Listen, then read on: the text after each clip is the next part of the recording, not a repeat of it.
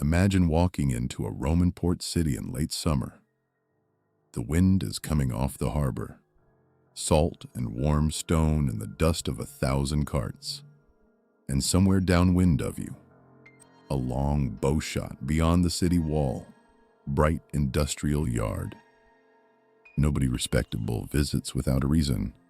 1,000 clay vats are sitting open to the sun. Each vat is the height of a man's chest. Each one is full, almost to the brim, of crushed fish, anchovies, mackerel, the entrails of tuna, packed tight in coarse salt, slowly fermenting under a sky so hot, the air above them shimmers like spilled oil. The smell hits you a quarter mile before you see them. It is not the smell of fish. It is not, exactly, the smell of rot. It is its own thing. A heavy, briny, almost meaty pungency that lodges itself in the back of the nose and refuses to leave for the rest of the afternoon. People who live near these yards complained about it in writing for 400 years. Magistrates passed ordinances against it. The factories were pushed, by law, outside the city walls of every Roman town that had them, and in those clay vats, pint for pint, ounce for ounce, weighed against the same scales that weighed bullion in the forum, is a substance worth more than gold. Welcome to the Old World Codex. This is the entry on garum, the Roman fish sauce, the single most valuable condiment in the history of the ancient world. The flavor that built fortunes in Pompeii and broke noses in every coastal city of the Mediterranean. The sauce that, at its peak, sold for 1,000 sesterces per 12 pints, roughly 950 kilograms of wheat, or 2,000 loaves of bread, or a small house in a provincial town for one bottle. By the end of this entry, you will understand exactly what was in the vats. You will understand why the smell. You will understand why, despite the smell, every Roman household, from the slum tenement to the imperial palace, kept a small jug of it on the kitchen shelf, the way a modern household keeps salt or olive oil. You will meet the man who got rich on it, whose villa was preserved. Most ancient condiments leave a faint trace in the historical whose name is still legible. A line on the amphora handles dug out of the ash in a poem, and you will understand. A handful of jars. The strange, quietly amazing is not like that. That the Romans, Garum, lived 2,000 years. There is a Roman cookbook that has come down to us, had stumbled into the science of Umami on the subject of cooking. Stop using it. Attributed by tradition to a man named Apicius. You have to understand how big this was. It is a compilation, probably assembled in the 4th or 5th century of the Common Era, from earlier Roman sources. It contains roughly 450 recipes. And of those 450 recipes, somewhere between 300 and 375, depending on how you count, call for either garum or its more workaday cousin liquamen as a primary ingredient. That is not a flavor. That is a cooking system. To put that in perspective, imagine opening a modern cookbook and finding that more than 4 out of every 5 recipes called for soy sauce. Soup, soy sauce. Roast lamb, soy sauce. Custard, soy sauce. Stewed eggs, soy sauce. Sweet pastries, soy sauce. That is what Roman cooking looked like, and it looked like that not for 1 decade, or 1 generation, but for at least 4 centuries. From the late Republic, through the High Empire, deep into the late antique kitchen. From Hadrian's Wall in the north to the southern edges of Roman North Africa, from the legionary forts of the Rhineland to the kitchens of Antioch and Alexandria, every Roman who could afford it cooked with garum. It went on roast pork. It went on grilled fish. It went on boiled eggs. It went into the stuffing for dormice. It went into honey-glazed dates, It went into custards and savory tarts. It got mixed with vinegar to make a sharp dipping sauce called Garum. It got mixed with wine to make a heavier dressing called Garum. It got mixed with honey, of all things, to make a sweet, savory condiment called Garum, which Romans poured over roasted figs and ate with bread. The lower grades were so cheap that even the urban poor could afford a small clay flask of liquamen on the kitchen shelf. The legions carried it in standard issue amphorae, the same way modern soldiers carry hot sauce. There are amphora fragments stamped with the names of garum producers, buried in middens from Hadrian's Wall to the Sahara. The supply chain ran across the entire Mediterranean. It creased deserts. It went up rivers. There were ships whose entire cargo was a few hundred amphorae of fish sauce, all bound for one merchant in one provincial city, who would sell it on at 3 times the price. So let us climb into one footnote in Roman cuisine. Carefully. This is holding our spine. The vat and the obvious look at is the standard production vessel for garum. Would ask after hearing the Romans called it a Cetaria, the one we are now, which is a generic word for a salting yard. The smell is real. A fish processing sourcing is bizarre, and within those facilities, the individual fermentation vats were called, and historians who have made it sometimes just dolia, strange. The same word. How did this giant pottery jars that held wine of the largest economy? The Garum vats were typically a meter to 1.5 meters across. The answer starts at the bottom of a clay vat, sometimes set into the ground for thermal stability, sometimes lined with a coat of waterproof concrete, sometimes simply unlined and porous. The largest commercial yards, at sites like Baelo Claudia in southern Spain, or the great factories of Lixus in Morocco, or the modest but well-documented operations of Pompeii, had dozens of these vats, sometimes more than 100, arranged in tidy rows. Now look at what goes into one. The base ingredients are simple. Sun-dried Mediterranean sea salt, of which the Romans were very fond, and which they had in essentially unlimited quantities, thanks to the great salt pans of Ostia in the Black Sea littoral. Specifically, small, fatty, oily fish, the kind that cluster in vast schools in the warm, shallow waters off the Iberian and African and Italian coasts every summer. Anchovies, sprats, sardines, mackerel when they were running. The tuna fishery on the Strait of Gibraltar, which the Romans inherited from the Phoenicians, supplied the larger fish, and crucially, supplied the entrails, the parts that would never sell whole at the fish market. Nothing went to waste. There were 3 grades, roughly. The cheapest was made from the unsold leftovers of the fish market: heads, tails, viscera, and any small fish that had not moved. This was the bulk product. It was sold under the general name liquamen, and it was what the urban poor and the standing army got. The middle grade was made primarily from whole small fatty fish, gutted but otherwise intact, and was the everyday garum that kept on the shelf in middle-class kitchens. And the top grade, Garum sociorum, the garum of the Allies, named for the producers of southern Spain, was made entirely from a specific species of small bluefish called bogue, caught at a specific season, processed within hours of landing, packed in the finest salt, and aged for months before being decanted. Garum sociorum is the one that reached 1,000 sesterces per 12 pints. We will come back to that price in a moment. The basic procedure is brutal in its simplicity.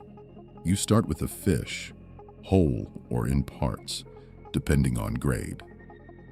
You cover the bottom of the vat with a thick layer of salt. You add a layer of fish, another layer of salt, another layer of fish. You repeat, rising up the vat until you have alternating strata. Sometimes the Romans called this the salsamentum, typically a 1-to-3 ratio by weight. 3 parts fish to 1 part salt, though good producers adjusted by season. You weight the top with stones. You leave the lid off or cracked open to let the sun and the air do their work, and then you wait. What happens next is one of the oldest tricks in the food chemistry of the human species. The fish, packed in salt, do not rot. Not in the bacterial sense. Not the way meat rots when left in a warm kitchen. The salt is too aggressive. It pulls the water out of the cells through osmosis. It kills off most of the bacteria that would cause the kind of rot that produces sulfides and ammonia. What it cannot do, however, and this is the secret of garum, is stop the fish's own digestive enzymes from going to work. A live anchovy, like every animal, contains its own toolkit of proteases, enzymes designed to break protein down. Those enzymes live in the fish's gut and stomach, used to digest its prey. In death, with the gut intact, packed in salt, sitting in the sun at 30 or 35 degrees Celsius, those same enzymes go right on working. They digest the fish from the inside out, slowly. Over weeks and months, the cell walls collapse. The proteins shear apart into amino acids. The fats and salts and enzymes intermingle, and what was once a vat of fish becomes gradually a vat of liquid. The Romans called this process to explain why garum tastes the way it tastes. They had no word for what we now call autolysis in Tokyo. They knew it worked in the year 1908. They didn't know why. After several weeks, named Kikunae sometimes Ikeda, a few months for the premium grade, his wife's tofu soup. What remains in the vat is a layer of solidified residue at the bottom. The Japanese stock based called dry bonito flakes, sold separately, a kind of seaweed for slaves called kombu. And above it, Ikeda noticed something clear. He had been noticing his whole adult life. That this particular is the garum. Had a depth of flavor. The Romans drew it off through a small spigot near the top of the vat. It was not sweet. Decanted it through linen. It was not salty. Transferred it into amphorae.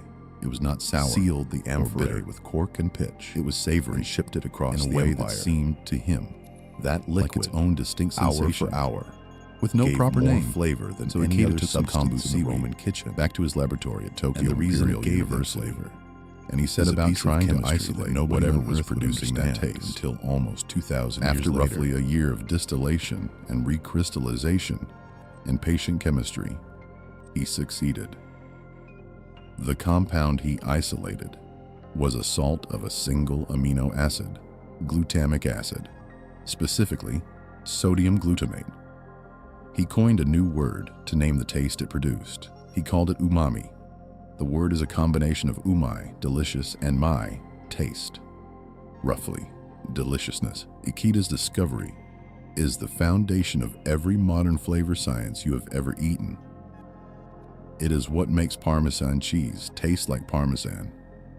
It is what makes tomatoes, when you cook them down, taste better than tomatoes you do not cook down. It is the active ingredient of soy sauce, of fish sauce, of cured ham, of mushrooms, of seaweed broths, and yes, of monosodium glutamate, the industrial seasoning that Ikeda himself patented and sold under the brand name Ajinomoto. And it is the active ingredient of garum. The 2,000-year-old fermentation in those Roman clay vats is doing exactly what Ikeda's industrial process would later do on purpose. The fish proteins, broken down by their own enzymes in the long sun bath, release their constituent amino acids into the brine. Among those amino acids, and in disproportionate concentration, because fish muscle is unusually rich in it, is glutamic acid. The salt in the vat converts the glutamic acid, partially, into sodium glutamate. The result, dissolved in salty water, is a liquid that, drop for drop, by mass of dissolved glutamate, is one of the most umami-dense substances any human being has ever produced. When a Roman cook poured a teaspoon of garum over a roasted lamb chop, they were doing something a modern food chemist would recognize instantly. They were boosting the savory, meaty, deeply satisfying baseline taste of the dish by adding a concentrated solution of the chemical compound that the brain interprets as protein. Is here, eat it. This is good for you. Evolved over millions of years to chase exactly that signal, responded the way the brain always responds. Strongly, pleasurably, addictively. Roman writers, who had no chemistry to draw on, described garum's effect on a dish as making the food more itself, more piggish, more fishy, more eggy, more like dates. They were not wrong. They were just describing umami in the only vocabulary they had. Is the answer to the question that haunts the whole Roman fish sauce story. Why, given the smell, given the labor, given the sourcing, why did everyone at every level of Roman society want this stuff? Because their tongues and their brains and their evolutionary history were screaming at them that this was the most flavor-dense thing they could put in their mouths. Because the empirical food culture of the Mediterranean had stumbled, by accident, by 10,000 small refinements over generations, into the chemistry of one of the 5 basic tastes. They could not have explained it. To understand Scaurus, you have to understand Pompeii. That this not the sauce, Pompeii of the postcard, this stinking, the dramatic ruined amber, columns, expensive the body sauce casts, the made volcano in the everything background, else taste better. the other Pompeii. It is one of the great working accidental Pompeii. discoveries of the ancient world. The one with rope yards, and as and is so tanneries, often the case grain with great warehouses, accidental and discoveries, dye works, it ended up making just at least past one the person Marina Gate, extraordinarily rich. where the road His bends down name was toward the Aulus harbor, Umbricius Scaurus. an entire industrial district given over to the production, packaging, and shipping of fish sauce. In the early 1st century of the Common Era, that district was dominated by a single family business. The family was the Umbrici. The patriarch, at the height of the operation, in roughly the 40s and 50s of that century, was Aulus Umbricius Scaurus. He was a Roman of equestrian rank. He was a freedman's grandson, in all probability, meaning his ancestors had been slaves who bought their freedom and worked their way up. He owned at least 4 production facilities on the outskirts of Pompeii. He owned a fleet of ships. He owned vineyards. He owned a fine townhouse on the slope above the city. And his name, in raised relief, in beautiful, careful Roman lettering, is stamped on the handles of more surviving amphorae than that of any other garum producer in the history of the empire. We know this because of the volcano. When Vesuvius erupted on the 24th of August in the year 79, it did something no other event in ancient history did. It buried and froze and preserved an entire working Roman city mid-business day with everything in place. The amphorae did not get scattered. The mosaics did not get walked away. The shop signs did not get painted over. When the archaeologists finally got to it in the 18th century, was a fossilized snapshot of a Tuesday afternoon in the early Roman Empire, and in Pompeii, in the house excavators have come to call the Casa di Umbricius Scaurus. The floor of the atrium is decorated in fine black and white mosaic, with, of all things, 4 amphorae of fish sauce, one in each corner of the room. Each amphora is realistically rendered, complete with its handles and its tapered point, and along the side of each amphora is a label. The labels are not generic. They read in Latin things like G, F, Scaioar, Garum flos Scauri, the flower of Garum, of Scaurus, Liquamen optimum ex officina Scauri, finest liquamen from the workshop of Scaurus. The mosaic is essentially an advertising tile. The man who built the house wanted every guest to walk through his door to step over a mosaic of his own product with his own name on it. This is unprecedented in surviving Roman art. We have no other private home from antiquity in which the floor mosaic is basically a brand showcase. Scaurus put his garum on his floor. He was, in the most literal sense, walking on his own brand. He wanted his peers to see it every time they came to dinner, and his name traveled. Amphorae, stamped with variants of G, F, Scavri, have been found across the Western Empire, in Rome, in Carthage, in southern Gaul, in the legionary garrisons of the Rhine. He was, in everything but the modern vocabulary, a brand, a label, a celebrity producer whose name on a jar meant the contents inside were the good stuff. There is a tomb monument outside Pompeii's Herculaneum Gate, half eroded, that probably belongs to him. The inscription, partially legible, names a Scaurus who served as an aedile, a kind of city magistrate, and a duumvir, one of the 2 annual chief magistrates of the city. Wealth from rotten fish, in other words, had bought his family a seat at the table of municipal politics. His son seems to have died young. The tomb may have been built to honor that son. 1,000 sesterces, but what we do know is the best. When Vesuvius came, you have heard that number now twice in the century was at its peak, and it is time, finally, the volcano to translate it into something a modern brain can feel.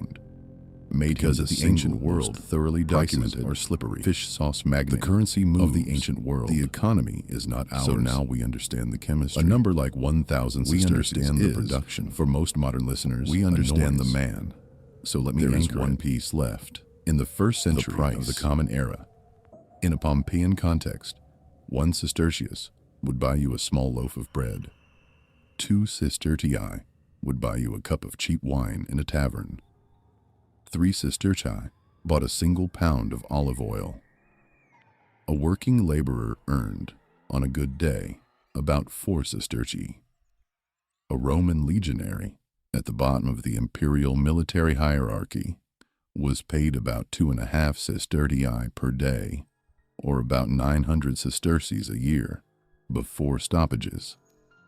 Pliny the Elder, our chief source on the price of garum, says in his Natural History, written in the 70s of that same century, which is to say by a man who was alive when Scaurus was alive, that there is hardly any other liquid, except for unguents made of imported spices, that cost as much as garum sociorum. He gives the figure 1,000 sesterces for a congus, which is roughly 12 American pints, or about 3¼ liters. So, 12 pints, 1,000 sesterces, that is, by the bread metric, 1,000 small loaves of bread. By Pliny's own estimate, the wheat equivalent is closer to 950 kilograms. Call it 2,000 loaves, depending on how you mill the flour. By the laborer day metric, it is 250 days of working class wages, most of a year. By the legionary metric, it is more than a year of base pay for the man whose spear was holding the empire's frontiers for 1 bottle of fish sauce. The richest man in Pompeii's garum quarter was selling at the top of the market a product whose unit price, measured in calories of bread, was close to 1,000 to 1 against its closest staple competitor. He did not sell only the top grade. Most of his volume was the everyday liquamen, sold cheaply, in standardized amphorae, to the urban masses across the empire. But the top grade, the one that ended up on the tables of senators in Rome, on the dining couches of Greek aristocrats in Athens, in the kitchens of imperial palaces, that grade was, by any reasonable measure, more valuable than gold. And here is the part that, when I first read it, I had to reread 3 times to be sure I had it right. There are surviving Roman administrative records from the African and Iberian provinces from later centuries, in which the official price ratios for garum are listed alongside the ratios for gold and silver. In some local markets, in some specific years, premium garum traded at parity with bullion by weight, not by volume, by weight. A clay flask of the best garum sociorum could, on a busy market day in a coastal Roman city, fetch the same price as the same weight of refined silver coin. This is staggering. This is not, in our modern instincts, what condiments do. But you have to remember the chemistry. You have to remember the smell. You have to remember Apicius calling for it in 80% of his recipes. You have to remember that this was not, for the Romans, a luxury, not in the sense that caviar is a luxury for us. This was a load-bearing element of an entire civilization's cuisine. They needed it. They could not, except by elaborate replacement, cook without it. The high-end stuff was rare, slow to produce, sourced from a single regional fishery that could not easily be expanded, and aged for the better part of a year before it shipped. The basic economics of supply and demand, applied to a dietary cornerstone, did the rest. For 300 years, give or take, the price held. 300 years is a long time. 300 years is the entire span, from the founding of the Jamestown colony to the present day. Before we walk into that entire span, through the reigns of more than 30 minutes living, through wars on 4 frontiers, through plagues and famines and dynastic collapses, the Romans went on because the tragedy of the disappearance of garum and their kitchens and their cook quite seriously all said the same thing. In the way an old craft going out of human hands is a tragedy. Anything is only as heavy as the world it disappears from, in historical terms. So let me set that table. They could not pay any more. It is, let us say, and we are now going to talk about what happened to garum of the common when the Roman world stopped the reign of Hadrian. You are a moderately successful merchant in the city of Ostia, the port of Rome. You have a townhouse, 2 slaves, 3 children. It is late afternoon in early autumn. You are about to have dinner. The dining room, the triclinium, is small but tidy. There are 3 couches arranged in a U around a low central table. Frescoes of fish and grapes and dancing nymphs decorate the walls. The light is low, gold, coming through a small open window from the courtyard. From the kitchen, you can smell what your senior slave, a woman from Cilicia, who has been cooking for your family for 15 years, has been preparing. She brings out the first dish. It is a salad. Lettuce leaves, spring onions, sliced cucumber, a few hard-boiled eggs cut into quarters, a handful of olives. Over the top, glistening, she has poured a dressing. The dressing is mostly olive oil. There's a little vinegar in it. There's a single small spoonful of garum stirred through. It is a good middle-grade garum from a workshop in Baetica. You can smell it faintly when she sets the bowl down. A savory, almost cheese-like depth. Under the brighter notes of the oil and the vinegar, you take a bite. The salad is, in your experience, the most savory salad in the world.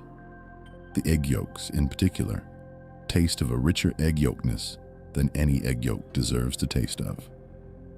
You do not know why. You do not need to know why. You simply know that this is a dressing, and the dressing has garum in it. And this is what dressings taste like. Next comes the main course, a modest one. You are not entertaining tonight. Roast pork, sliced thin, with a sauce. The sauce is a reduction of the pan drippings, deglazed with white wine, finished with honey, a pinch of black pepper from India, fresh thyme from your courtyard, and, naturally, a tablespoon of garum, stirred in at the very end so it does not lose its volatile aromatics to the heat. You eat the pork. The pork is, by every measure your tongue has, perfect. It tastes more like pork than pork is supposed to taste. The sauce coats the meat with a depth that, if pressed, you would describe as ripe. Meat that has, somehow, tasted more itself. Dates, stuffed with pine nuts and honey, drizzled with... Your slave does this without asking, because everyone does it. A thread of melagarum, the sweet savory blend of garum and honey that Roman cooks adore.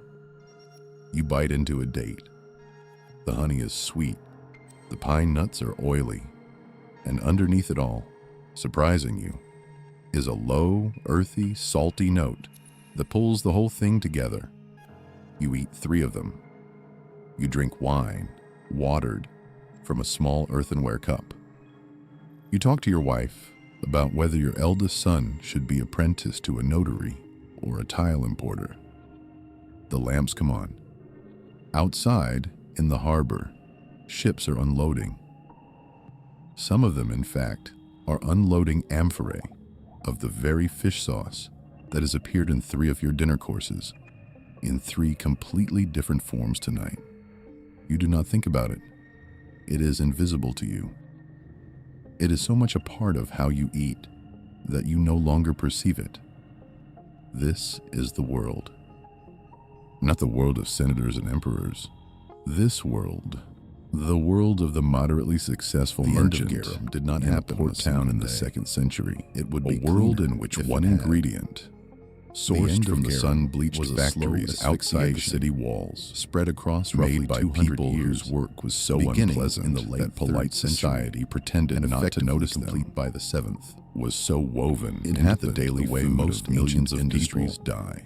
Across 3 continents for 400 years, not by being replaced, almost by nobody.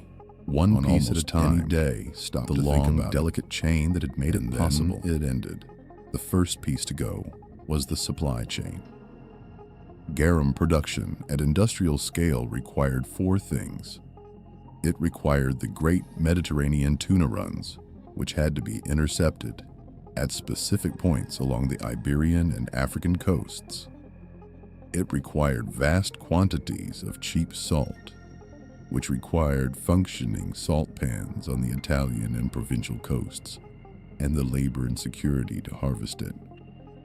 It required the factories themselves, which required maintained roads to bring fish in and amphorae out, and which required the urban consumers in distant cities to buy the product. And it required the empire's shipping network, which required the Roman navy to keep the Mediterranean clear of pirates, and the empire's road network, which required functional civil administration to maintain. Pull any one of those threads, and the whole web stretches. Pull 2, and it tears. The 3rd century crisis pulled them all.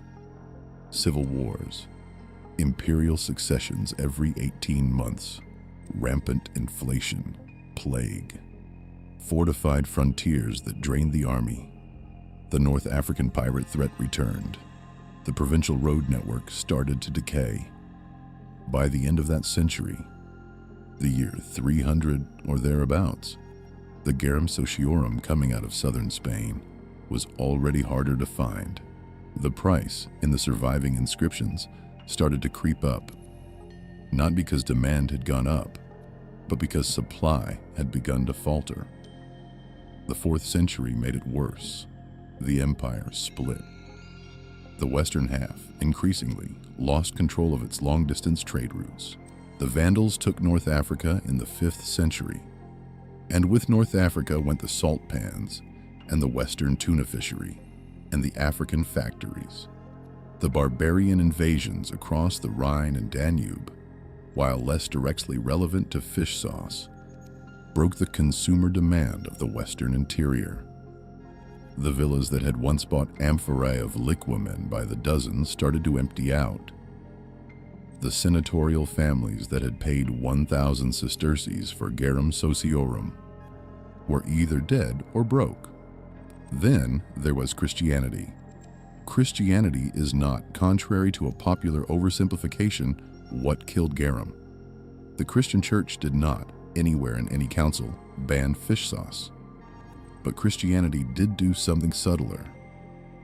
It introduced, over the course of the 4th and 5th centuries, the practice of Lent, a 40-day period of fasting and abstention from rich foods, including, in many local interpretations, animal products other than fish. This pushed fish into the religious calendar in a new way, and it associated, in the Christian moral imagination, certain Roman culinary excesses with paganism. Garum, which had been the flavor of the imperial banquet, started to carry a slight whiff, beyond its actual smell, of the old pagan world. It did not vanish. In the reformed Christian kitchens of the post-imperial West, stopped being prestigious. By the year 600, in most of the former Western Empire, the great commercial fish sauce industry was gone. Not abandoned by decree, not replaced, just dissolved. The factories at Pompeii were already buried. The factories in Spain stood empty.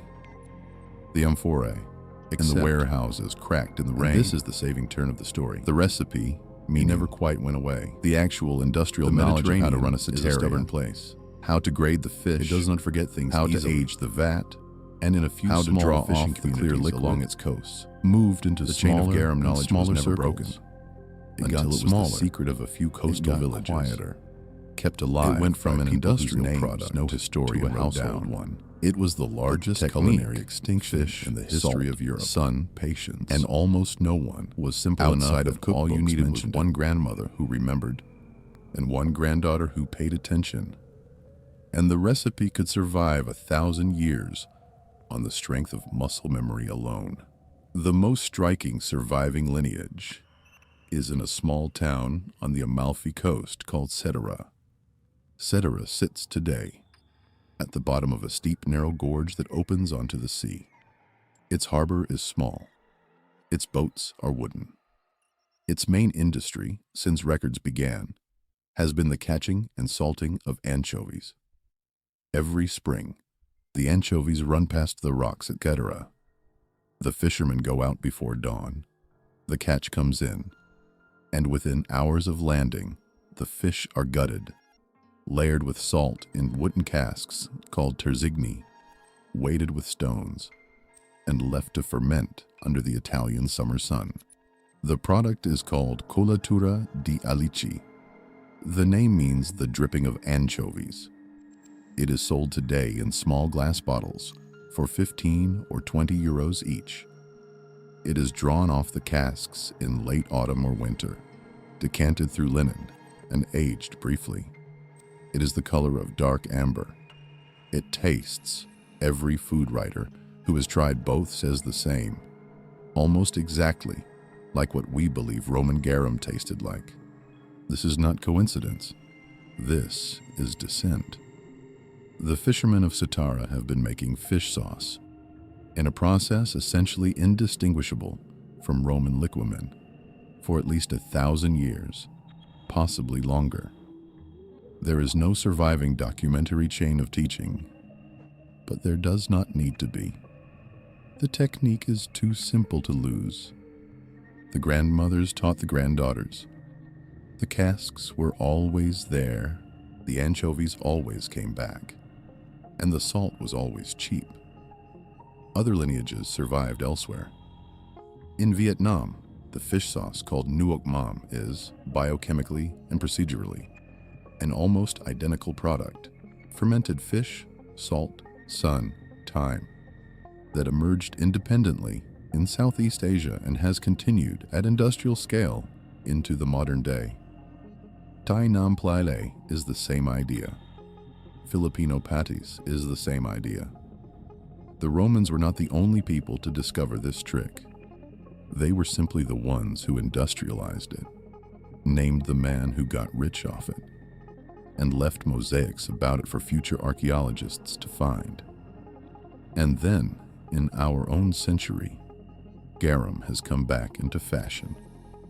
The Danish restaurant Noma, for several years rated the best restaurant in the world, built an entire fermentation laboratory devoted to producing modern garums. Their experiments use unconventional bases: beef, grasshoppers. But the underlying chemistry is identical to what the Romans were doing with anchovies. Restaurants from Copenhagen to New York to Tokyo now keep house-made garum on the line. Home cooks increasingly are learning to make it. There are books, there are courses, there are entire podcasts about it. The Codex, in this case, did not just record, it was reopened. There is a Roman ghost somewhere. Let us say the ghost of Aulus Umbricius Scaurus. Let us close the entry. Friedman's grandson, Garum, on magistrate of Pompeii, is a fermented fish sauce. The man who had garum amphorae, that is the small description, into the floor of his villa. It is the description that fits in a cookbook glossary. Find the larger description satisfying. His brand is the most economically valuable after the volcano human history is back on the menus of the best of a civilization. On the strength of empirical observation alone, he would accidentally inventing the chemistry of glutamate 2 millennia before anyone could name it. It is the product that built personal fortunes large enough to mosaic into floors.